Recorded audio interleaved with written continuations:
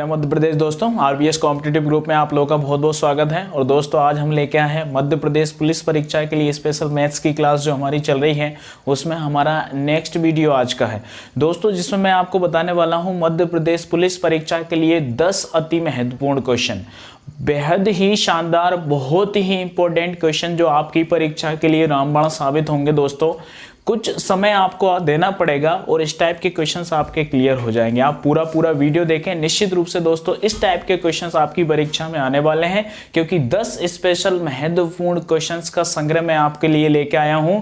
और दोस्तों ऐसे क्वेश्चन आप लोगों ने पहले कभी पढ़े भी नहीं होंगे। इस तरीके के क्वेश्चन मैं आप लोगों के सामने बताने वाला हूँ। दोस्तों पूरा वीडियो देखें और वीडियो के अंत में यदि आपको हमारा वीडियो पसंद आए तो दोस्तों प्लीज लाइक करें, शेयर करें, सब्सक्राइब करें और बेल आइकन का बटन जरूर दबाएं।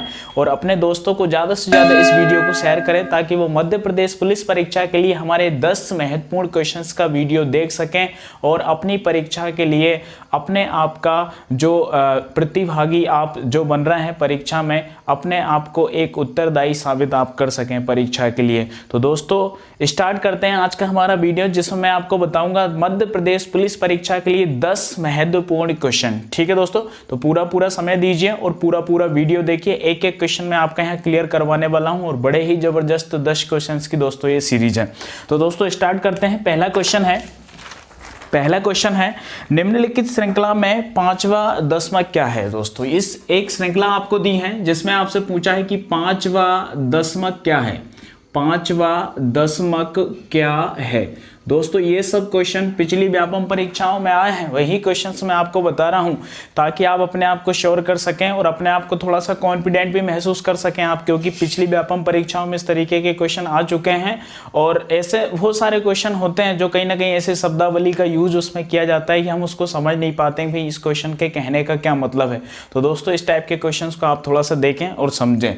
क्वेश्चन है निम्नलिखित सीरीज में पांचवा दशमक क्या है। तो दोस्तों देखिए सीरीज आपको दे रखी है, सीरीज यहां दे रखी है संख्याओं की 10, 12, 9, 11, इसके बाद है 23 के बाद है 18,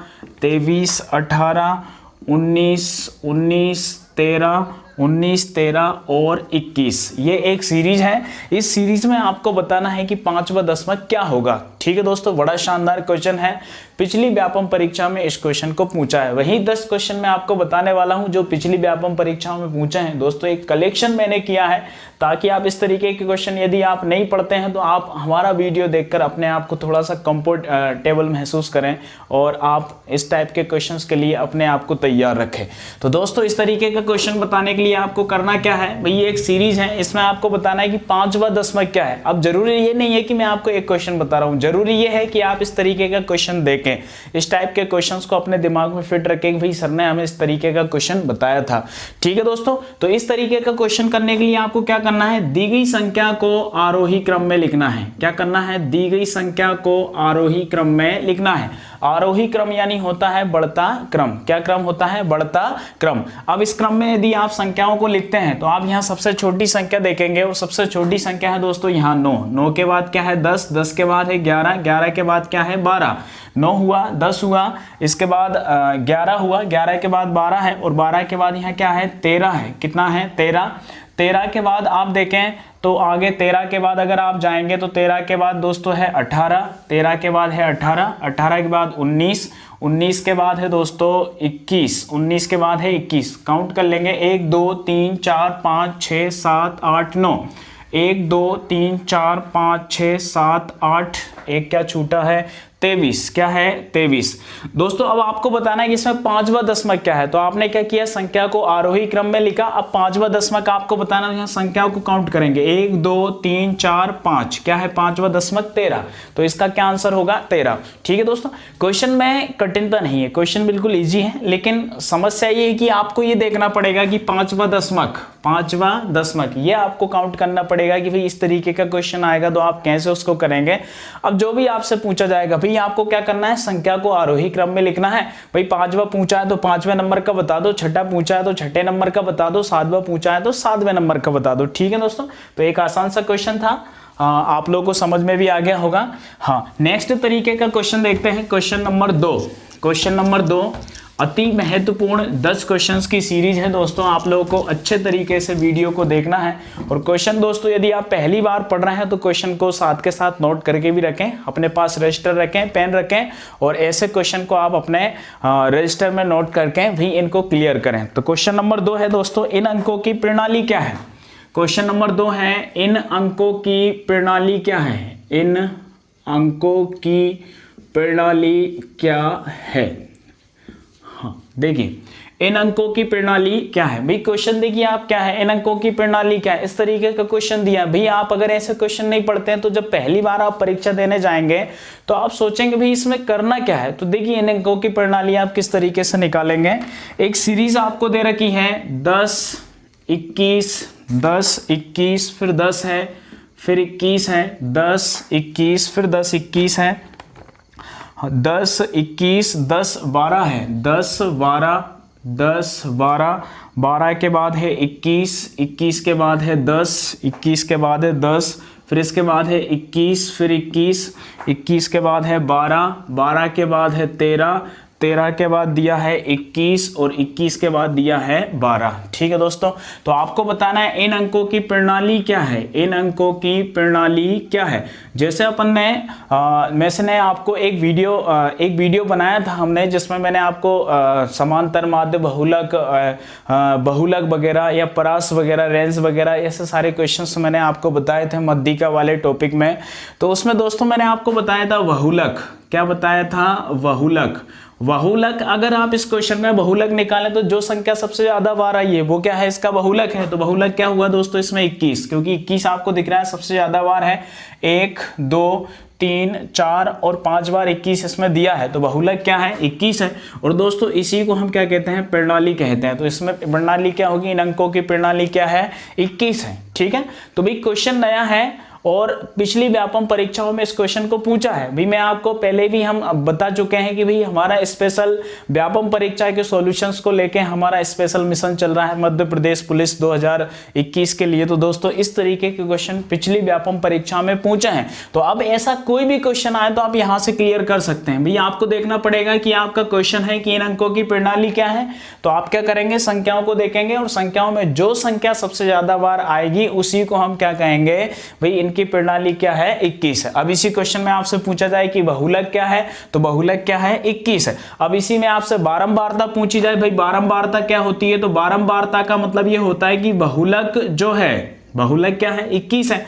अब ये कितनी बार आया है, तो 21 यहां देखेंगे 1 बार है, 2 बार है, 3 बार है, 4 बार है, 5 बार है। तो बारंबारता क्या हुई यहाँ पे, 5 हुई। बारंबारता क्या होगी, 5। ठीक है दोस्तों, तो एक क्वेश्चन के साथ आपके 3 क्वेश्चन यहाँ से क्लियर होते हैं। इस श्रृंखला में यदि आपसे पूछा जाए कि प्रणाली क्या है तो 21 है, बहुलक पूछा जाए तो क्या है, 21 है। बारंबारता क्या है, तो बहुलक जितनी बार आता है उसको बारंबारता कहते हैं। तो बारंबारता क्या हुई, 5 हुई। बारंबारता कितनी है, 5 है। ठीक है दोस्तों, तो बड़ा अच्छा क्वेश्चन था, पिछली व्यापम परीक्षा में इस क्वेश्चन को पूछा हुआ है। आप पूरा वीडियो देखें दोस्तों, और क्वेश्चन सीरीज अगर आपको अच्छी लग रही है और आप वीडियो पहली बार देख रहे हैं तो दोस्तों लाइक शेयर सब्सक्राइब जरूर करें और ज़्यादा से ज़्यादा अपने दोस्तों को शेयर करें, ताकि भाई हमारा चैनल भी ग्रोथ कर सके और आप लोग भी हमारे द्वारा जो पढ़ाई जा रही सीरीज है उससे आपको भी कुछ ना कुछ फायदा मिल सके। ठीक है दोस्तों, तो ये हमारा क्वेश्चन नंबर 2 था। अब क्वेश्चन नंबर 3 है दोस्तों, बड़ा शानदार क्वेश्चन है। क्वेश्चन नंबर 3, क्वेश्चन नंबर 3 में पूछा है कि 126 का अग्र गुणनखंड निकालिए।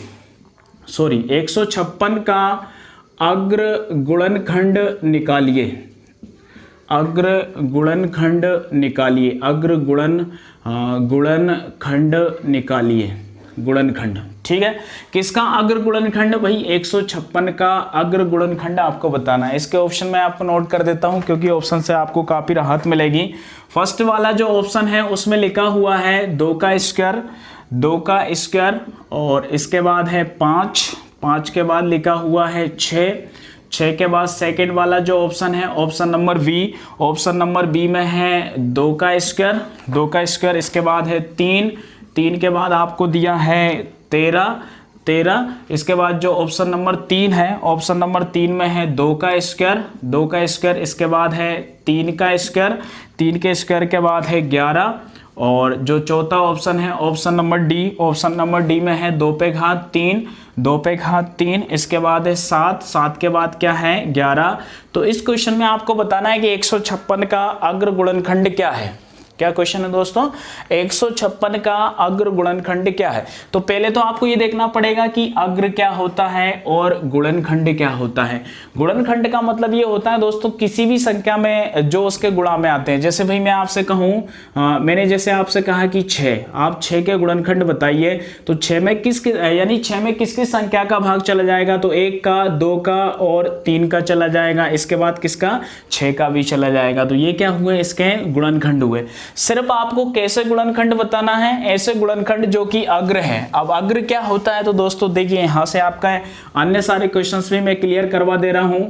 अग्र संख्या, भाई गणित में क्या होता है, संख्याएं होती है, तो आप अग्र संख्या देखिए, अग्र संख्या क्या होती है। अग्र संख्या को हम अभाज्य संख्या भी कहते हैं। क्या कहेंगे, अभाज्य संख्या। अग्र संख्या यानी क्या होगी, अभाज्य संख्या, अग्र संख्या। और इसके बाद इंग्लिश में इसको क्या कहेंगे, प्राइम नंबर कहेंगे। क्या कहेंगे, प्राइम नंबर, ये इसके अन्य नाम होते हैं, प्राइम नंबर। अब ये होता क्या है, तो भाई अग्र संख्या, अभाज्य संख्या या प्राइम नंबर, क्या कहेंगे, प्राइम नंबर। इसी को दोस्तों अन्य नाम से भी हम जानते हैं रूढ़ संख्या। अन्य क्या नाम होगा इसका, रूढ़ संख्या। तो इसके पर्यायवाची बहुत इंपॉर्टेंट है और संख्याओं में अगर क्वेश्चन पूछा जाता है दोस्तों संख्याओं से संबंधित, तो अभाज्य संख्या विशेष मायने रखती है, जहां से क्वेश्चन स्पेशल पूछा जाता है। तो रूढ़ संख्या या अभाज्य संख्या या अग्र संख्या या इंग्लिश में तीनों को कंबाइंड रूप से क्या कहेंगे, प्राइम नंबर कहेंगे। तो ये होता क्या है भाई, ऐसी संख्या जिसके मात्र 2 गुणनखंड हो। क्या हो, मात्र 2 गुणनखंड हो, उसको हम क्या कहेंगे, अभाज्य संख्या कहेंगे। भाई 2 गुणनखंड किसी भी संख्या के कम से कम 2 गुणनखंड तो होते हैं, लेकिन अधिकतर संख्याएं ऐसी होती है जिनके 2 गुणनखंड होते हैं। वो कौन कौन सी होती हैं भाई, एक तो स्वयं, किसी भी संख्या में एक स्वयं का भाग जाएगा और एक कंपलसरी है, एक का भाग तो उसमें निश्चित रूप से जाता है। तो ऐसी संख्याओं को हम क्या कहेंगे, अभाज्य संख्या। यानी ऐसी संख्याएं जिनके मात्र 2 गुणनखंड हो उनको अभाज्य संख्याएं कहा जाता है। भाई जैसे एक क्लियर करें तो यहां से संख्याओं को आप लिखिए, 1 2 3, इसके बाद 4 5 6 7 8 9 10, ये संख्याएं हुई। भाई एक को हम चेक करें तो एक में तो सिर्फ एक का ही भाग जाता है, किसका, एक का। अब 2 में देखें तो दोस्तों 2 में एक का भी जाता है और स्वयं 2 का भी जाता है, यानी ये इस नियम को फॉलो कर रही है। तो 2 क्या है, एक अभाज्य संख्या है। 3 में देखें तो 1 का और 3 का भाग जाता है, तो ये भी इसको फॉलो कर रही है, इसका मतलब ये भी क्या है, एक अभाज्य संख्या है। लेकिन 9 देखें तो 9 में 1 का भी जाता है, 3 का भी जाता है, खुद 9 का भी जाता है। इसका मतलब यहाँ 3 संख्याओं का भाग चला गया। 5 इस नियम को फॉलो करती है, 1 का और 5 का जाता है, 3 नहीं करती है। 7 इस नियम को फॉलो करती है, यानी 1 का और 7 का जाता है, 8 नहीं करती है, 9 भी नहीं करती है और 10 भी नहीं करती है। इसका मतलब अभाज्य संख्याएं हुई यहाँ पे क्या, 2 हुई अभाज्य संख्या, 3 हुई अभाज्य संख्या, 5 हुई और क्या हुई, 7 हुई। तो ये क्या है, अभाज्य संख्या। अभाज्य संख्या यानी ऐसी संख्या जिसमें स्वयं का और एक का भाग जाता है, उसको अभाज्य संख्या, अग्र संख्या या प्राइम नंबर के नाम से जाना जाता है और इसी को रूढ़ संख्या कहा जाता है। अब यहां से क्वेश्चन आया है कई बार परीक्षाओं में, ढेरों परीक्षाओं में क्वेश्चन पूछा जाता है, सबसे छोटी और एकमात्र समअभाज्य संख्या। एक तो ये सबसे छोटी अभाज्य संख्या हो गई, सबसे छोटी अभाज्य संख्या क्या हुई, 2 हुई, और एकमात्र समअभाज्य संख्या कौन सी है, 2 है। तो सबसे छोटी समअभाज्य संख्या और एकमात्र अभाज्य संख्या कौन सी है, 2 है। इसके बाद 3 देखे तो आपसे पूछा जाए कि सबसे छोटी विषम अभाज्य संख्या, तो सबसे छोटी विषम अभाज्य संख्या क्या है, 3 है। सबसे छोटी समअभाज्य संख्या 2 है और एकमात्र समअभाज्य संख्या भी क्या है, 2 है। इसके बाद 3 क्या है, सबसे छोटी विषम अभाज्य संख्या क्या है, 3 है। अब अभाज्य संख्याओं से कई सारी परीक्षाओं में क्वेश्चन पूछा जाता है, नॉर्मल से क्वेश्चन बन जाते हैं। तो भैया मैंने आपको स्पेशल इसका वीडियो डाला है, आप हमारे यूट्यूब चैनल के डिस्क्रिप्शन पे जाके या प्ले लिस्ट में जाके आप देख सकते हैं। संख्याओं मैथ्स के जो वीडियो डले हैं उसमें हमारा फर्स्ट वीडियो संख्याओं को लेके ही है, जिसमें मैंने सारी संख्याओं को अच्छे से क्लियर करवाया है। दोस्तों एक बार जरूर देखना आप, क्योंकि संख्याओं का वीडियो बहुत शानदार वीडियो है, जिसमें शायद 2 वीडियो हैं संख्याओं को लेके, सारी संख्याओं को मैंने वहां पे क्लियर करवाया। एक बार आप जरूर देखें वीडियो, क्योंकि संख्याओं के क्वेश्चन परीक्षाओं में विशेष रूप से आते हैं। तो यहां से आपका क्लियर हुआ कि अग्र संख्याएं क्या होती, क्योंकि क्वेश्चन में हमें आवश्यकता थी। अब 156 के हमें गुणनखंड बताना, और वो भी कैसे, मात्र अभाज्य गुणनखंड हो। तो यहाँ पे देखिए 6 तो आपका सम संख्या है, यानी कि ऐसी ये अभाज्य संख्या नहीं है, इसका मतलब ये तो आपका आंसर हो ही नहीं सकता, लेकिन इन तीनों में आपके आंसर हो सकते हैं। तो 156 के अगर हम गुणनखंड निकालें, किसके 156 के गुणनखंड करें, तो आप इसमें 2 का भाग दीजिए, 2 का आप भाग देंगे तो कितनी बार जाएगा, 2 सत्ते 14, 2 सत्ते 14, बचा 1, 2 अट्टे 16, फिर 2 का भाग देंगे, 2 का भाग दिया तो 2 तिया 6, 2 नाम में 18, फिर हम देंगे किसका भाग, 3 का भाग देंगे, 3 एकम 3, 3 तिया 9, इसके बाद 13 का भाग देंगे तो कितना हुआ, 13 एकम 13। तो गुणनखंड हुए 2 2, इसके बाद 3 3 के बाद क्या होगा, 13। अब यहां जरा देखना, आप कहेंगे कि भाई एक भी इसका गुणनखंड है, तो एक बिल्कुल इसका गुणनखंड है, लेकिन उन्होंने पूछा है अभाज्य गुणनखंड बताइए। तो एक तो ना तो आप भाज्य होता है ना अभाज्य होता है, ये दोनों नियम से नहीं मिलता है। आप इसको अच्छे से क्लियर करें। मैंने आपसे कहा भी आप हमारा संख्या पद्धति वाला वीडियो जरूर देखें, अगर ऐसे टाइप के मैटर में समस्या आती है तो यहां से मैं आपको क्या बताने वाला था भाई, आपको ये देखना है ओनली अभाज्य संख्या है। तो एक तो यहां से ना भाज्य है ना अभाज्य है, और 156 खुद इसका गुणनखंड है, 156 खुद इसका गुणनखंड है, लेकिन 156 तो भाज्य होगा ना, क्योंकि 156 में आप 2 का 3 का 13 का 1 का इतनी संख्याओं का भाग दे सकते हैं। तो इसका मतलब 2 × 2 यानी क्या होगा, 2 का स्क्वायर। एक बात, यहां ऐसे 2 कोष्टक होते हैं तो उनके बीच में इंटू का निशान होता है। इसके बाद 3 है तो बिल्कुल है, 3 के बाद क्या है, 13 है, यानी ऑप्शन नंबर बी आपका बिल्कुल राइट आंसर है। यानी इस संख्या का, यानी 156 के अग्र गुणनखंड क्या होंगे, 2 का स्क्वायर 3 और कितना होगा 13, यानी ऑप्शन नंबर बी इसका राइट आंसर है। ठीक है दोस्तों, तो ये हमारा क्वेश्चन नंबर 3 था, स्पेशल जो हमारी 10 क्वेश्चंस की सीरीज है। अब दोस्तों ऐसे ही मैं हर वीडियो में अधिकतर ऐसा करूंगा। वैसे हमारी लाइव क्लासेस भी स्टार्ट होने वाली हैं, जिसमें मैं आपको एक स्पेशल टारगेट, कोई एक स्पेशल टॉपिक फोकस करूंगा, जो एक ही दिन में हम पूरा टॉपिक आपको यहां से क्लियर करवा सकें। ठीक है दोस्तों, तो आप लोगों के प्यार के कारण हम लाइव क्लासेस भी जल्द ही स्टार्ट करने वाले हैं, और इतने कम समय आप लोगों ने ढेर सारा जो हमें प्यार दिया है, जिसके कारण हम यहाँ तक पहुँच पाए हैं। तो आपकी हम पूरी मदद करने वाले हैं मध्य प्रदेश पुलिस परीक्षा को लेके, कि भी हम हर प्रकार से आप लोगों के बीच में जुड़े रहें, ताकि आप लोगों ने जो इतना हमारा सहयोग किया उसके लिए हम ज़्यादा से ज़्यादा आप लोगों का भी सहयोग कर सके। तो क्वेश्चन नंबर 3 था दोस्तों ये। अब नेक्स्ट क्वेश्चन की बात करते हैं। अगला क्वेश्चन है क्वेश्चन नंबर 4। दोस्तों बड़े ही शानदार और जबरदस्त क्वेश्चन सीरीज हैं, और शब्दावली जरा आप देखें, क्योंकि मैथ्स में आजकल क्वेश्चन यदि हमें आते भी हैं तो शब्दावली के कारण हम क्या करते हैं, तो उनको गलत कर देते हैं। तो ऐसे करके कुछ नई शब्दावली जिनका आजकल क्वेश्चंस में प्रयोग हो रहा है, तो वो भी आप लोग थोड़ा सा ध्यान रखें। ठीक है दोस्तों, तो नेक्स्ट क्वेश्चन है क्वेश्चन नंबर 4।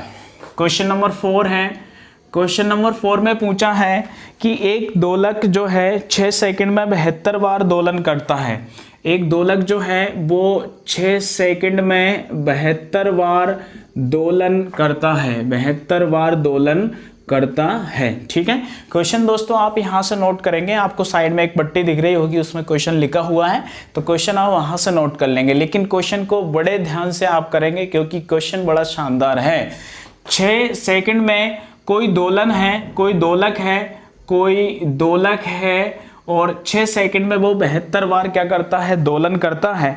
तो आपसे पूछा है कि इसकी समय अवधि क्या है, आप इसकी समय अवधि बताइए कि इसकी समय अवधि क्या है। ठीक है, बड़ा अच्छा क्वेश्चन है कि कोई दोलन है, कोई दोलन है, आपसे कहा है कि 6 सेकंड में 72 बार दोलन करता है, तो उसकी समय अवधि क्या है। सूत्र थोड़ा आप इसका नोटिस करें कि अगर आपको इस टाइप के क्वेश्चन में समय अवधि बताना है, यानी क्या बताना है, समय बताना है, तो क्वेश्चन बड़ा शानदार है दोस्तों। समय बताने के लिए आपको क्या करना है, जो आपका एक जो समय आपको दिया है, दोलन का जो समय दे रखा है, दोलन का जो आपको समय दे रखा है, दोलन का समय वटा जो आवृत्ति है, यानी कि कितनी बार वो उसका चक्कर लगाता है, यानी दोलन की आवृत्ति। अब इस टाइप के क्वेश्चन में कभी भी आपको बताना पड़े कि समय क्या है, भाई इसका समय क्या है, तो 6 सेकंड में 72 बार दोलन करता है, तो आपको ये बताना है कि भाई 1 सेकंड में कितनी बार ये दोलन करता है। और ऑप्शन थोड़ा सा आप नोटिस करेंगे, ऑप्शन है यहाँ पर इसके 12 ऑप्शन है आपका। फर्स्ट वाला है 12 सेकंड, आपको ऑप्शन दिया है फर्स्ट, और सेकंड वाला ऑप्शन है 1.2 सेकंड, 1.2 सेकंड। थर्ड वाला ऑप्शन है 1/12 सेकंड और फोर्थ ऑप्शन है आपका ऑप्शन नंबर 4 है 1/6 सेकंड। क्या है? 1/6 सेकंड। अब आपको क्या बताना है क्वेश्चन में? आपको ये बताना है कोई दोलन है 6 सेकंड में 72 बार दोलन करता है तो उसकी समय अवधि क्या है। अगर आप समय अवधि बताएंगे तो दोलन का समय कितना है? 6 है। और इसकी आवृत्ति कितनी है? तो 72 है। भाई इसका समय बताएंगे तो 6 कम 6, यहाँ 6 कम 6, 6 दूनी 12, यानी क्या होगा? 1/12। तो क्वेश्चन में यहाँ आपसे पूछा क्या था कि समय अवधि क्या है, तो समय अवधि कितना है? 1/12। कितना है? 1/12, यानी 1 सेकंड में 12 बार दोलन करता है। कितने समय में?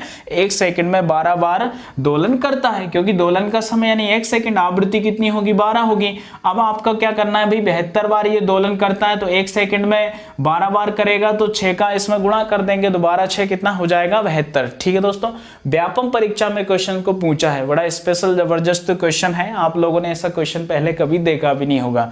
तो इस तरीके से आप क्वेश्चन को फोकस करें और इसको नोट करके रखें ताकि आपकी परीक्षा में अगर ऐसा क्वेश्चन आए तो बिल्कुल आप गलत ना करें। ठीक है, तो क्वेश्चन नंबर 4 की बात करते हैं। Next question.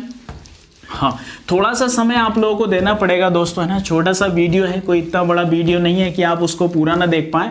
पूरा आप वीडियो देखें और 10 क्वेश्चन जो मैं आज को बताने वाला हूं आपको, आपकी लाइफ में कभी भी फिर ऐसे 10 क्वेश्चंस को लेके प्रॉब्लम नहीं आना चाहिए। और ऐसे क्वेश्चन आपकी परीक्षा में आते हैं तो मैं भाई पूरे दावे के साथ कह सकता हूँ, आप वीडियो पूरा देखेंगे तो ऐसा क्वेश्चन आप गलत नहीं करेंगे।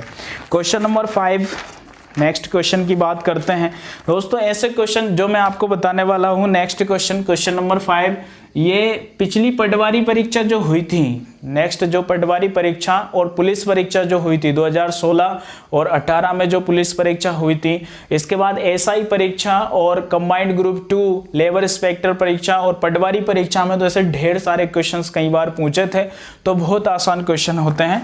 देखिए क्वेश्चन क्या है, माइनस लगा हुआ है, माइनस, इसके बाद कोष्टक है 7 का स्क्वायर, इसके बाद है -6 का स्क्वायर, -6 का स्क्वायर, और इसमें आपसे पूछा है का पूर्ववर्ती निकालिए, पूर्ववर्ती निकालिए। ये क्वेश्चन है, इसका पूर्ववर्ती निकालिए। बहुत शानदार क्वेश्चन है दोस्तों, कई बार ऐसे क्वेश्चन पिछली परीक्षाओं में आए थे। भाई ऑप्शन अगर आप देखें तो ऑप्शन है इसका 12, फर्स्ट ऑप्शन है, सेकंड ऑप्शन है -14 और थर्ड ऑप्शन है -12 और चौथा ऑप्शन है 14। ओनली क्या है? 14। इसमें आपको बताना है कि इसका पूर्ववर्ती क्या है।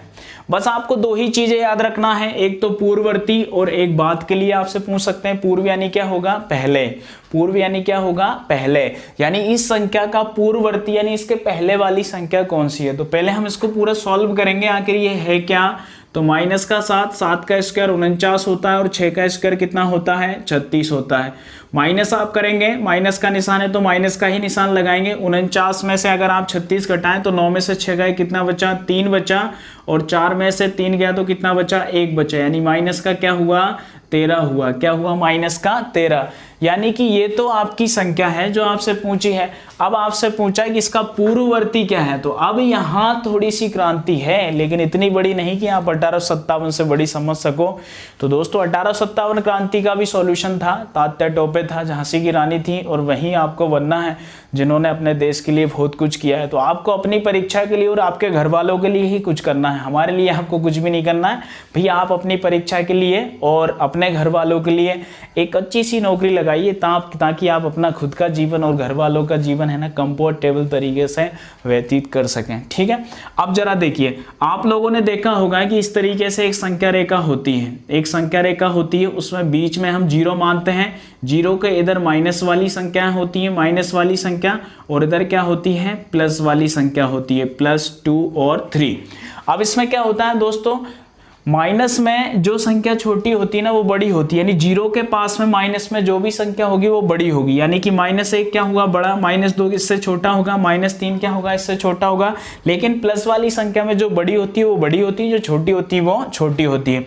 तो इसका मतलब ये होगा कि इससे पहले संख्या कौन सी आएगी। जैसे आपसे कहा है कि -2 है, तो -2 से पहले क्या है, -3 है, तो -13 से पहले क्या होगा, -14 होगा। तो ये क्या हो गया, इसका पूर्ववर्ती हो गया, यानी ऑप्शन नंबर बी आपका आंसर होगा। तो दोस्तों आपसे पहले वाली संख्या और बाद वाली संख्या पूछी जाएगी। क्वेश्चन तो बहुत आसान है। कोई आपसे अगर ये पूछता है कि 13 का पूर्ववर्ती बताइए, इससे पहले कौन सी संख्या आती है, तो आप बता देते 12, और बाद का पूछा जाता है तो क्या हो जाता है 14। लेकिन माइनस में थोड़ी सी समस्या है, माइनस में आपको थोड़ा ध्यान देना पड़ेगा, क्योंकि बड़ी संख्या जो होती है पहले आती है, यानी कि बड़ी संख्या यानी माइनस में जो छोटी होती है वो बड़ी होती है, जो बड़ी होती है वो छोटी होती है। ठीक, आसान सी बात है। तो ऑप्शन नंबर बी इसका आंसर होगा। और व्यापम परीक्षा में पूछा हुआ ये स्पेशल क्वेश्चन है जो मैं आप लोगों के लिए लेके आया हूँ, क्वेश्चन नंबर 5। 10 स्पेशल क्वेश्चंस की सीरीज। दोस्तों वीडियो जरूर आप पूरा देखें और इस वीडियो से कोई भी वंचित ना रहें, क्योंकि अगर आप वंचित रहें तो इसमें आपका घाटा, मेरा कुछ नहीं जाता। अगर आप कुछ समय हमारे साथ बिता लेता तो निश्चित रूप से 1 नंबर ले आता। तो आपको क्या करना है दोस्तों, हमारे साथ थोड़ा सा समय बिताना है, बस आपका कहीं ना कहीं यहाँ से क्वेश्चन फंसने के पूरे चांस हैं। पूरे डबल स्टार, 5 स्टार, 4 स्टार वाले जबरदस्त क्वेश्चंस की सीरीज में आप लोगों के लिए लेके आया हूँ। तो क्वेश्चन नंबर 6, हाँ क्वेश्चन नंबर 6 है 2, 3, 4 और 5। 2, 3, 4 और 5, बहुत शानदार क्वेश्चन। 2, 3, 4 और 5 कितनी संख्या है, 2, 3, 4 और 5 का हरात्मक माध्य क्या है, हरात्मक माध्य क्या है। दोस्तों अब यहां से आप ये मत समझिए कि मैं आपको कोई एक क्वेश्चन यहां से बताने वाला हूं, इस क्वेश्चन के 1000 क्वेश्चन बन सकते हैं। हरात्मक माध्य क्या है, क्वेश्चन है आपका हरात्मक माध्य क्या है। ऑप्शन थोड़ा सा मैं आपको नोट करवा देता हूं। फर्स्ट ऑप्शन है आपका 308/61। क्वेश्चन हमारा साइड में पट्टी में भी चल रहा है भैया, आप इसको नोट कर सकते हैं। 308/61, 248/77 सेकेंड ऑप्शन है। और तीसरा ऑप्शन है 240/77, 240/77। और इसके बाद चौथा ऑप्शन है 309/61, 309/61। ये इस क्वेश्चन के 4 ऑप्शन हैं। क्वेश्चन है हरात्मक माध्य क्या है। भैया आपने पढ़ा है, समांतर माध्य पढ़ा है, गुणोत्तर माध्य पढ़ा होगा, ऐसे ही क्या होता है, हरात्मक माध्य होता है। ठीक है, अब देखिए दोस्तों यहां से आपको क्या करना है, इसका एक सूत्र होता है भैया, आपको हरात्मक माध्य निकालना है। हरात्मक माध्य यानी आपने समांतर माध्य पढ़ा होगा, तो समांतर माध्य में हम क्या करते हैं, संख्याओं का सीधा माध्य निकालते हैं। यह हरात्मक माध्य यानी हरों का आपको माध्य निकालना। भी हर इसमें लग रहा है, भी आपको दिख रहा भी होगा क्या है, इसमें हर है। तो हरात्मक माध्य जब आप निकालेंगे तो आपको क्या करना पड़ेगा, संख्याओं को काउंट करेंगे, टोटल जितनी भी संख्या है तो संख्याओं को हम क्या मानेंगे, n मानेंगे। इसके बाद अब आपको हरों को क्या करना है, हरों का योग करना है। जैसे अपन माध्य वगैरह नहीं निकालते भाई, माध्य निकालते तो क्या करते हैं, संख्याओं का योग बट्टा उनकी संख्या, इस तरीके से औसत निकालते हैं। ऐसी समांतर माध्य वगैरह ये निकालते हैं भाई। ऐसी हरात्मक माध्य में आपको क्या करना है, ऊपर आपको संख्या रखना है और नीचे हरों का क्या करना है, योग करना है। भाई हरों का योग करेंगे तो हरों की संख्याओं की क्रम क्या होगी भाई, a1 पहली संख्या, फिर इसके बाद 1/+a2 हो जाएगा, फिर +1/a3 हो जाएगा, प्लस डॉट डॉट डॉट करके +1/an, यानी अंतिम संख्या जितनी भी आपकी संख्या है उस तरीके से आप जो भी आपको संख्याएं दे रखी हैं। अब आपको क्या करना है भाई, सूत्र आप नोट कर लेना दोस्तों, है ना। शानदार क्वेश्चन है, आप स्क्रीनशॉट भी ले सकते हैं इसका। और ये व्यापम परीक्षा में आया हुआ क्वेश्चन है, वही क्वेश्चन मैं आपको करवा रहा हूं जो पिछली पुलिस परीक्षाओं या अन्य सारी व्यापम परीक्षाओं में पूछे हैं। 10 स्पेशल क्वेश्चंस की सीरीज दोस्तों, वीडियो आप जरूर देखें, पूरा देखें। अगर आपने इस वीडियो को नहीं देखा तो बड़ा पछताओगे, इसलिए आप वीडियो को पूरा देखें। अब यहां से n यानी संख्याओं को काउंट करना, 1 2 3 4 कितनी संख्या है, 4 इसमें संख्या है। थोड़ा सा देख लेते हैं, 2 3 4 5, 4 ही संख्या है। तो आप क्या करेंगे दोस्तों, यहां पर 4 रखेंगे। इसके बाद बट्टे में क्या करना है, 1/, फर्स्ट संख्या क्या है 2, तो 1/2 रखेंगे। फिर इसके बाद a2 का मान क्या है 1/3, इसके बाद 1/4 और इसके बाद क्या हो जाएगा 1/5। ठीक है, अब यहां से क्या करना है भी, आप थोड़ा सा नीचे वाले मैटर को सॉल्व कर लीजिए और बाकी कुछ नहीं है। फिर आपको क्या करना है, 4 और नीचे वाला जो मैटर होगा उसका आपको 4 में भाग देना है। तो एक इस संख्या को थोड़ा सा आप इधर यहां लिख लीजिए ऐसे करके।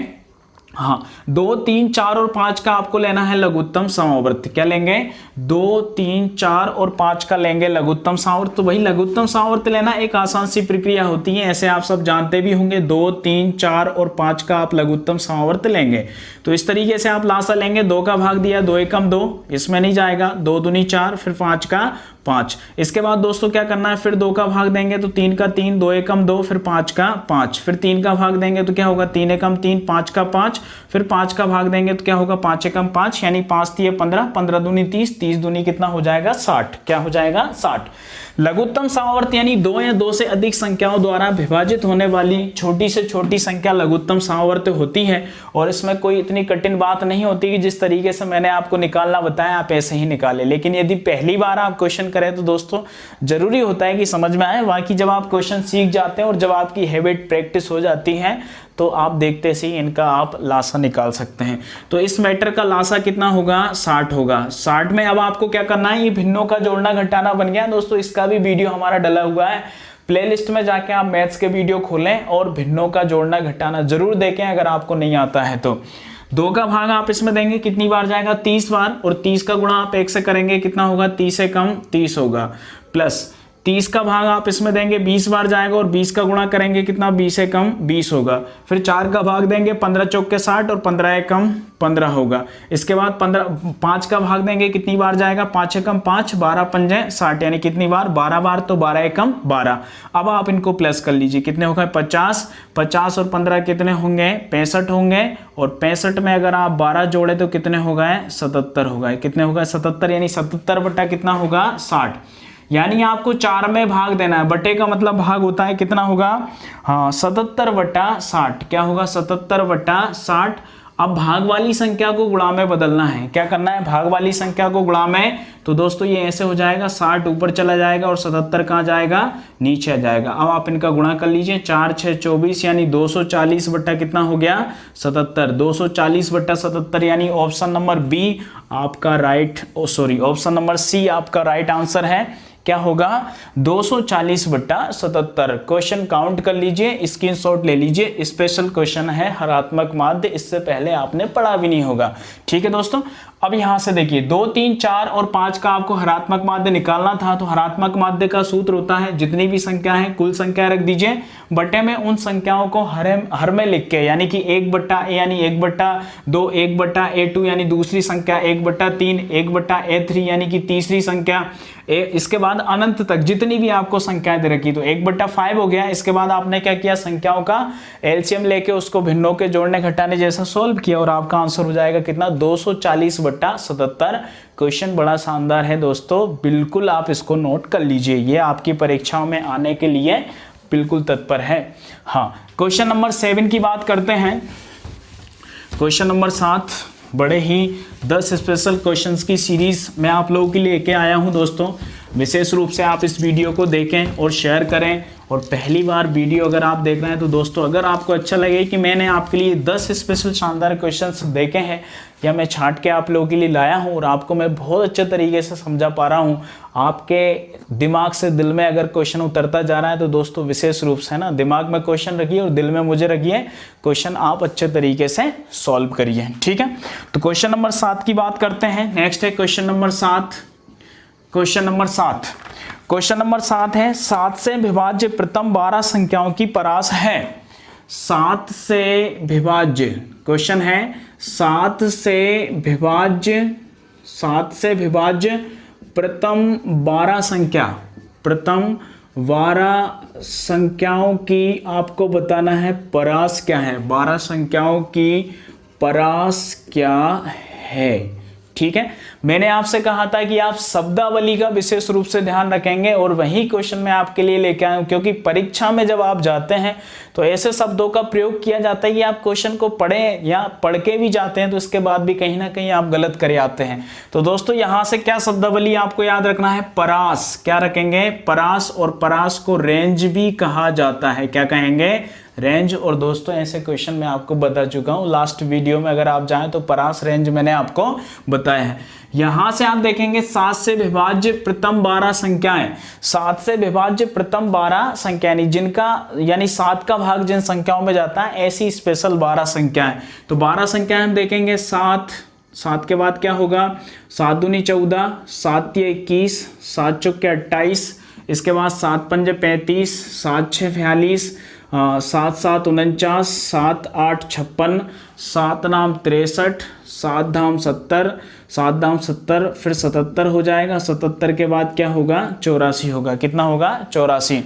तो 1 2 3 4 के बाद 5 6 7 8 9 10 11 12। तो ये हो गई 7 से विभाजित होने वाली प्रथम। भाई प्रथम कहा था इसलिए हमने लगातार 12 संख्याओं को यहाँ पर लिया है। इसमें आपको बताना है परास। क्या बताना है, परास। तो इसका सूत्र मैं आपको बता चुका हूँ, पहले पढ़ा चुका हूँ। परास या इसी को हम क्या कहेंगे, रेंज कहेंगे। क्या कहेंगे, रेंज।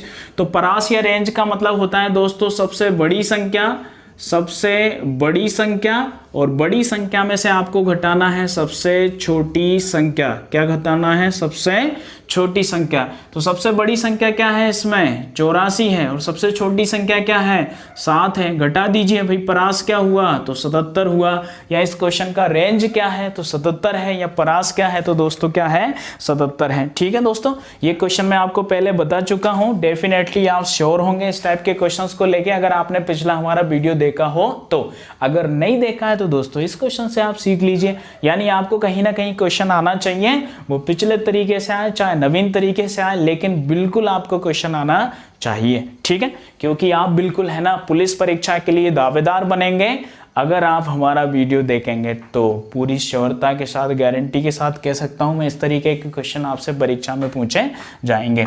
नेक्स्ट क्वेश्चन की बात करते हैं दोस्तों। इस तरीके के क्वेश्चन यदि आपने पहले नहीं पढ़े हो तो मैं आपसे बार बार कह रहा हूं कि आप क्वेश्चन को नोट करें, या आप क्वेश्चन को नोट नहीं करते हैं तो दोस्तों वीडियो एक बार देखें, इसके बाद एक बार और देखें। 1-2 बार अगर आप वीडियो देखेंगे तो निश्चित रूप से क्वेश्चन आपके क्लियर हो जाएंगे। और बाकी आपको पता ही है कि भाई आप प्ले लिस्ट में जाके कभी भी वीडियो देख सकते हैं आपकी परीक्षा से पहले। जब तक 6 अप्रैल नहीं होता, कम से कम 6 बार तो इसको देख लीजिए, निश्चित रूप से आपके सारे क्वेश्चन क्लियर होंगे। हाँ, क्वेश्चन नंबर 8 है।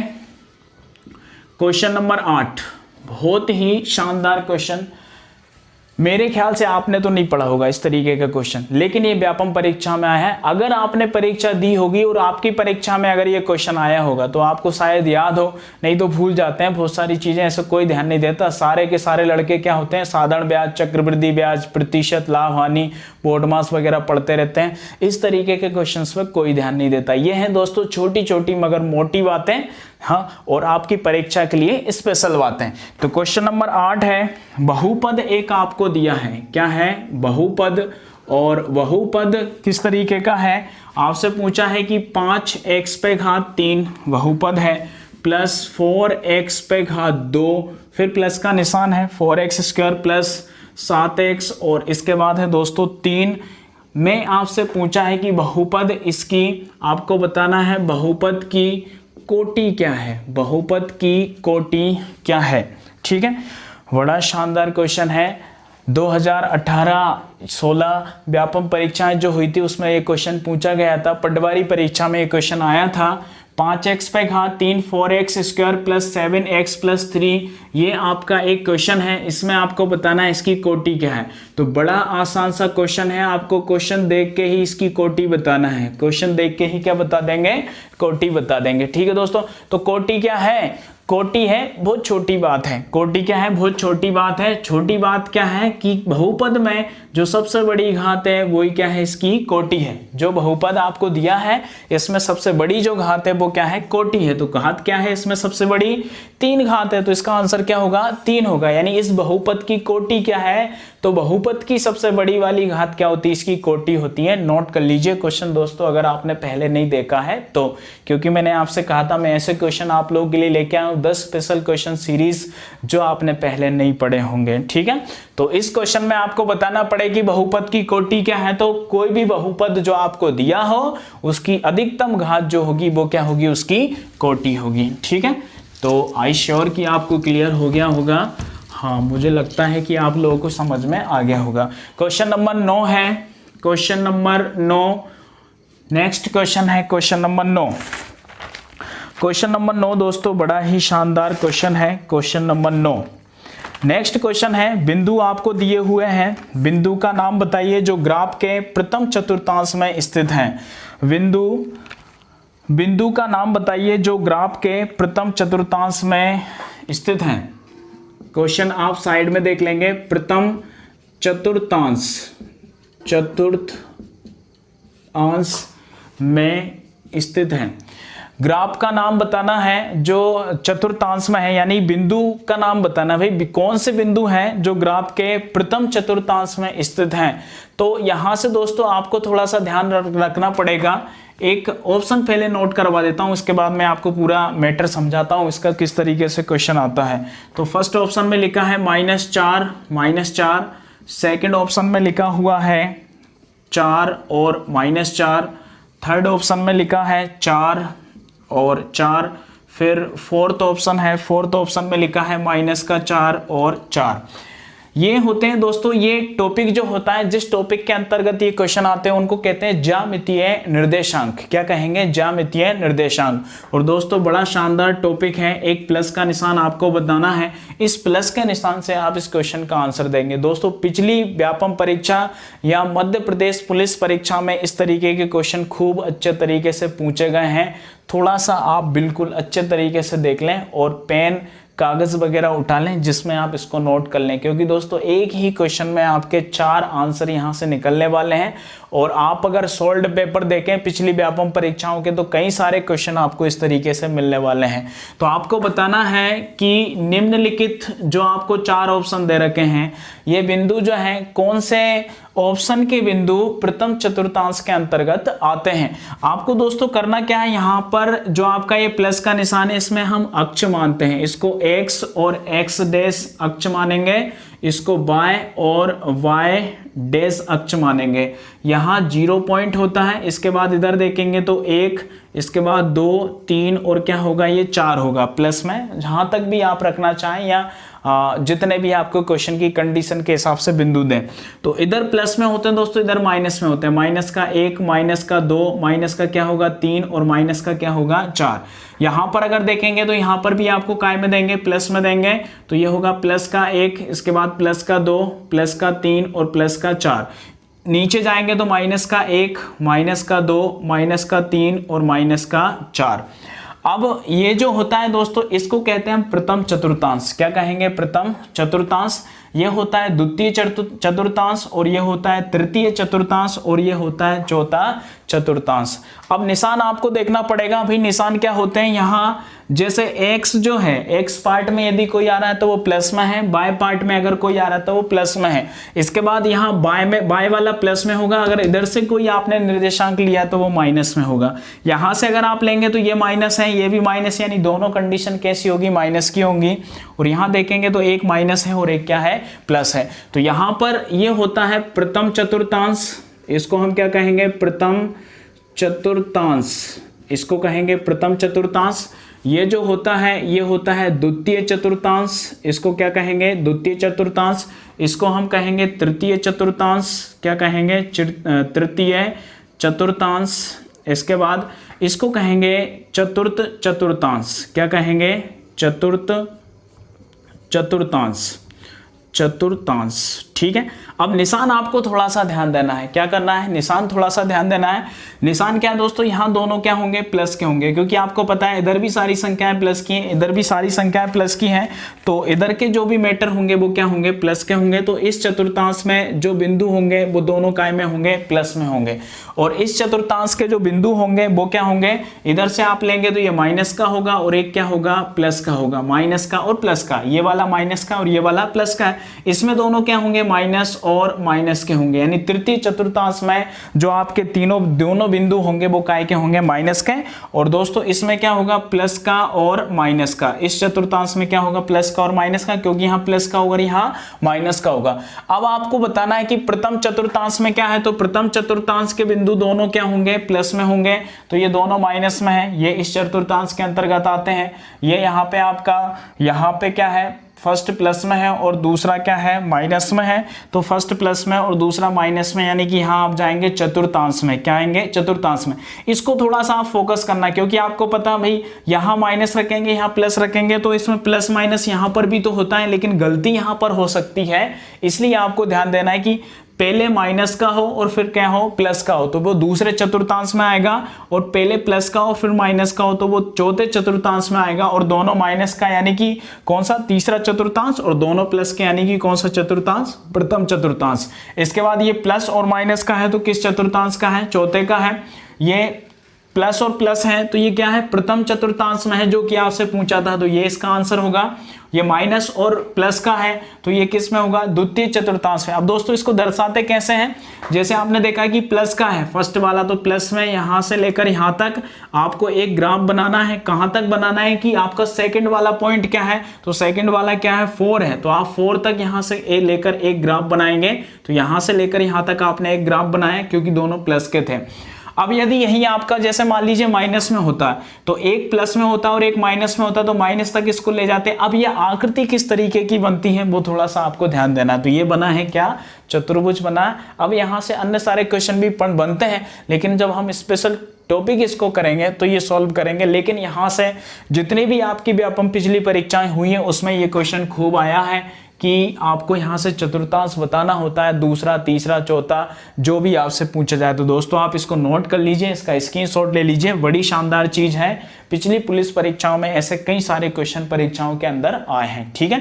तो आप लगभग श्योर होना चाहिए, आपको कोई भी इस टाइप के क्वेश्चंस में दिक्कत नहीं होना चाहिए, ठीक है दोस्तों। तो आप यहाँ से क्लियर करें कि भाई आपसे चतुर्थांश या ज्यामितीय निर्देशांक स्पेशली टॉपिक होता है जिसके अंतर्गत ये क्वेश्चन आता है। तो आज का हमारा लास्ट क्वेश्चन है दोस्तों, क्वेश्चन नंबर 10, स्पेशल 10 क्वेश्चंस, महत्वपूर्ण क्वेश्चंस की सीरीज जो मैं आप लोगों के लिए लेके आया हूँ। इतने जबरदस्त क्वेश्चन है दोस्तों, आप इसको अच्छे से देखें इस वीडियो को और अच्छे से इस तरीके के क्वेश्चन क्लियर करें ताकि आप परीक्षा के लिए कुछ अच्छा कर सकें, कुछ अच्छा परफॉर्मेंस कर सकें, आपका और आपके माँ बाप का नाम भी आप रोशन कर सकें, ठीक है। तो नेक्स्ट क्वेश्चन दोस्तों जो कि रीजनिंग स्पेशल है, रीजनिंग के अंतर्गत भी इस तरीके के क्वेश्चन पूछे जाते हैं और मैथ्स के अंतर्गत भी इस तरीके के क्वेश्चन पूछे जाते हैं। क्वेश्चन आप साइड से नोट करेंगे, साइड में एक पट्टी चल रही होगी जिसमें आपको क्वेश्चन दिख रहा होगा, तो क्वेश्चन आप वहां से देखेंगे। क्वेश्चन नंबर 10 दोस्तों, कई सारी परीक्षाओं के अंदर इस तरीके के क्वेश्चन आते हैं और ऐसे क्वेश्चन आपने देखे भी होंगे। यदि आपने 1-2 बार परीक्षाएं दी होंगी तो निश्चित रूप से आप श्योर होंगे कि इस तरीके के क्वेश्चन परीक्षा में आते हैं। और आपको नहीं आता है तो यहाँ से सीख लीजिए आप अच्छे तरीके से, पूरे ध्यान से, एकाग्र मन से, पूरा आप दिमाग अपने वीडियो पे रखें, हाथ में पेन रखें, रजिस्टर रखें और क्वेश्चन को नोट करें और क्वेश्चन यहाँ से क्लियर करें। क्वेश्चन है दोस्तों, एक जंगल में जहाँ केवल हिरण और मनुष्य हैं, एक जंगल है, एक जंगल में क्या है जहाँ केवल हिरण और क्या है मनुष्य हैं। एक जंगल में क्या है? हिरण और मनुष्य हैं। वहाँ आपको दिया है कि उस जंगल में जहाँ हिरण और मनुष्य हैं वहाँ 80 सिर हैं और 230 क्या हैं? पैर हैं। सिर कितने हैं? 80 हैं, सिर 80 हैं और पैर कितने हैं? 230 हैं। पैर कितने हैं? 230 हैं। अब आपको बताना है कि वहाँ कितने मनुष्य हैं, ठीक है दोस्तों। पढ़ा होगा शायद आपने इस तरीके के क्वेश्चन, खूब व्यापम परीक्षाओं के अंतर्गत इस तरीके से क्वेश्चन आते हैं और रीजनिंग के अंतर्गत भी ऐसे क्वेश्चन आते हैं। मनुष्य की संख्या आपसे पूछी है, भाई क्या होता है इस तरीके के क्वेश्चन में? आपसे कहा है कि सिर 80 हैं, पैर 230 हैं और इस टाइप के क्वेश्चन में आपको 2 ही प्रकार के प्राणी दिए जाएंगे, जिसके 2 पैर हों और जिसके 4 पैर हों। भाई अलग भी हो कोई दिक्कत नहीं है, भाई किसी के 3 पैर अगर आपने देखे हों, किसी के 2 पैर आपने देखे हों, 2 तो आपने देखे हैं, बहुत सारे लोग होते हैं। आप भी तो 2 पैर वाले जानवर ही हैं, यानी धरती पे रहने वाले जो सब होते हैं वो जानवर की कैटेगरी में आते हैं। यानी आप जो मनुष्य है ना, सब 2 पैर की कैटेगरी में आते हैं। मनुष्य जो होते हैं यानी जो हिरण वगैरह होते हैं वो 4 पैर की कैटेगरी में आते हैं। भाई ऐसे हमने बहुत सारे जानवर देखे हैं जिनमें 2 पैर और 4 पैर होते हैं। तो क्वेश्चन अधिकतर यहीं से बनता है, 2 पैर और 4 पैरों को लेके। लेकिन दोस्तों सिर सबके एक ही होता है, सिर सबके एक ही होता है, कोई रावण नहीं होता है यहाँ पर। जैसे आपसे क्वेश्चन पूछा था तभी 10 सिर वाला कोई भी यहाँ से आपसे नहीं पूछा जाएगा, 5 सिरों वाला भी नहीं पूछा जाएगा, 3 सिरों वाला भी नहीं पूछा जाएगा, सिर्फ आपसे 1 सिर वाला पूछा जाएगा। आप यहां से सीधा एक करें कि आपको मनुष्य बताना है तो मनुष्य आप क्या मान लें? X मान लें। कितने मान लें? X। और जो हिरण है, हिरण को आप क्या मान लें? बाय मान लें, हिरण को क्या मान लेंगे, बाय। अब आपको पता है कि जितने मनुष्य होंगे उतने ही सिर होंगे और जितने हिरण होंगे उतने ही उनके सिर होंगे। तो हिरणों यानी मनुष्य के सिर प्लस हिरण के सिर यानी कि दोनों का अगर आप योग करें तो दोनों का योग कितना होगा, 80 होगा। इसका मतलब हिरण और जो मनुष्य हैं उनकी कुल संख्या कितनी है, 80 है। इसमें आपको बताना है कि मनुष्य कितने हैं। अब यदि आप पैरों की बात करें दोस्तों, मनुष्यों की संख्या x है और इनके पैर कितने होंगे, 2 पैर होंगे। तो एक मनुष्य के पैर में यानी कि जितने भी मनुष्य हैं उनमें आप 2 का गुणा कर दो तो मनुष्य के कुल पैर आ गए। और हिरण जितने हैं कितने हैं, बाय है और हिरण के 4 पैर होते हैं तो जितने भी हिरण उनमें 4 का गुणा कर दो तो हिरणों के कुल पैर आ गए। यानी ये मनुष्य के कुल पैर हो गए और ये हिरणों के कुल पैर हो गए। यानी कि पैरों की संख्या है कितनी, 230 है। कितनी है, 230। अब दोस्तों यहां से क्वेश्चन बनता है, ये या तो आप 2 चर वाला रैखिक समीकरण इसको बना लीजिए या तो आप 2 चर वाला रैखिक समीकरण बना लीजिए। ठीक है, ऑप्शन से भी सरल है, 2 चर वाला रैखिक समीकरण बना लो वो भी सरल है, जिस तरीके से मैं आपको बताने वाला हूं वो भी सरल है, और ऑप्शन से आप उठा के रख लो तो वो भी सरल है। जिससे भी आप करें, आपको करना क्या है क्वेश्चन में, आप ये वाला मैटर पकड़िए, ये वाला समीकरण आप रखिए और इस समीकरण में आपको निकालना है यहां से मनुष्य की संख्या। अगर मनुष्य की संख्या आपको निकालना है तो आप यहां से x का मान निकालिए। अगर आप यहां से x का मान निकालेंगे तो 80 माइनस क्या हो जाएगा, बाय हो जाएगा। 80 माइनस कितना होगा, बाय। ठीक है, अगर आपने x का मान यहां से निकाला तो x का मान निकालेंगे तो 80 माइनस क्या होगा, बाय होगा। अब जहां पर आपको x का मान निकालना है, जहां से आपको जैसे मान लीजिए अगर आपको x का मान अगर आपने निकाला तो क्या हो गया, 80 माइनस बाय हो गया। अगर आपको मान लीजिए यहां से बाय का मान निकालना है तो 80 माइनस क्या हो जाएगा, x हो जाएगा। क्या हो जाएगा, 80 माइनस x। अगर x का मान निकाला तो बाय इधर आ गया, 80 माइनस बाय का मान निकाला तो x इधर आ गया, 80 माइनस क्या होगा, x। अब ये वाला समीकरण देखिए, आपको निकालना है x का मान तो बाय का मान आपके पास होना चाहिए। तो आप क्या करेंगे, समीकरण नंबर 2 यानी 2x + 4, बाय का मान आपके पास कितना है, 80 माइनस x। क्या है, 80 माइनस x बराबर कितना हो गया, 230 हो गया। अब यहां से आपको क्या करना है, 2x + 4 का अंदर इंटू कर दीजिए, 8 चौके 32 यानी 320 माइनस कितना, 4x बराबर कितना होगा, 230 होगा। कितना होगा, 230। अब यहां से आप क्या करेंगे भाई, x और अंक एक तरफ ले जाएंगे तो आपको 320 जो आपको दिया है बराबर में 230 आप उधर ले जाएंगे तो 230 जाके इधर माइनस का हो जाएगा। यहाँ -4 में से आपने 2 घटाए तो माइनस के 2x बचेंगे और इधर जाके क्या हो जाएगा, ये प्लस का हो जाएगा। आप माइनस कर लीजिए, 0 में से 0 जाएगा, 0 बचेगा। 12 में से 3 गए तो 9 बचा, 1 हासिल आया, 3 में से 3 गया, कुछ नहीं बचा। कितना हुआ, 2x और 2 इसके बटे में आ गया यानी x बराबर कितना होगा, 45। यानी मनुष्यों की संख्या कितनी होगी, 45 होगी। अब टोटल कितने हैं भाई, टोटल कितने हैं, तो टोटल यहाँ से 80 हैं। 80 में से आप 45 घटा लीजिए, जो बचेंगे वो क्या हो जाएंगे, हिरण हो जाएंगे। तो दोस्तों इस तरीके के क्वेश्चन व्यापम परीक्षाओं के अंतर्गत खूब पूछे हैं। तो ये रीजनिंग में भी आते हैं इस तरीके के क्वेश्चन, और इसके बाद ये मैथ्स के अंतर्गत भी ये क्वेश्चन आते हैं। ठीक है दोस्तों, तो ये थी हमारी स्पेशल 10 क्वेश्चंस की सीरीज, जिसमें मैंने आपको पिछली व्यापम परीक्षाओं में पूछे हुए स्पेशल 10 क्वेश्चन यहाँ से आपके क्लियर करवाए हैं। दोस्तों यदि आपको वीडियो पसंद आए तो प्लीज़ लाइक करें, शेयर करें, सब्सक्राइब करें, बेल आइकन का बटन दबाएं और कमेंट्स के माध्यम से बताएं कि हमारे आपको 10 स्पेशल क्वेश्चन कैसे लगे हैं। नेक्स्ट वीडियो में हम फिर आगे आपको 10 स्पेशल क्वेश्चन लेके आने वाले हैं जो आपकी परीक्षा के लिए अति महत्वपूर्ण क्वेश्चन है। उसके बाद दोस्तों हम लाइव क्लासेस भी जल्द स्टार्ट करने वाले हैं, जिसमें आपको मैथ्स रीजनिंग के स्पेशल टॉपिक, स्पेशल क्वेश्चंस आपको क्लियर करवाने वाले हैं। यदि आप लोगों का ऐसे ही प्यार मिलता रहा तो निश्चित रूप से दोस्तों हम आपकी एमपी पुलिस परीक्षा में पूरी मदद करने वाले हैं, पूरा आपको समय देने वाले हैं, आपके साथ लगातार जुड़े रहेंगे और निश्चित रूप से हम एमपी पुलिस परीक्षा का पेपर क्वालिफाई करके ही वापस घर लौटेंगे और आप लोगों को एक ज़बरदस्त रिजल्ट के साथ हमारा पूरा प्रयास है कि आप बहुत अच्छे से अपना रिजल्ट क्लियर करें, आप बहुत एक अच्छा रिजल्ट बनाएं और निश्चित रूप से आप हमारे साथ जुड़े रहेंगे तो आप वर्दी लेके ही रहेंगे। ठीक है दोस्तों, तो ये हमारा आज का वीडियो था। अगर वीडियो आपको पसंद आए तो दोस्तों ज़्यादा से ज़्यादा इसको शेयर करिए ताकि अन्य सारे लोग भी हमारे स्पेशल 10 क्वेश्चन सीरीज़ को क्लियर कर सकें। और नेक्स्ट वीडियो का आप इंतज़ार करें कि हम ऐसे ही आकर्षक 10 क्वेश्चन आप लोगों के लिए लेके आएँ। ठीक है दोस्तों, तो आपका इतना समय देने के लिए आपको बहुत बहुत धन्यवाद। जय मध्य प्रदेश।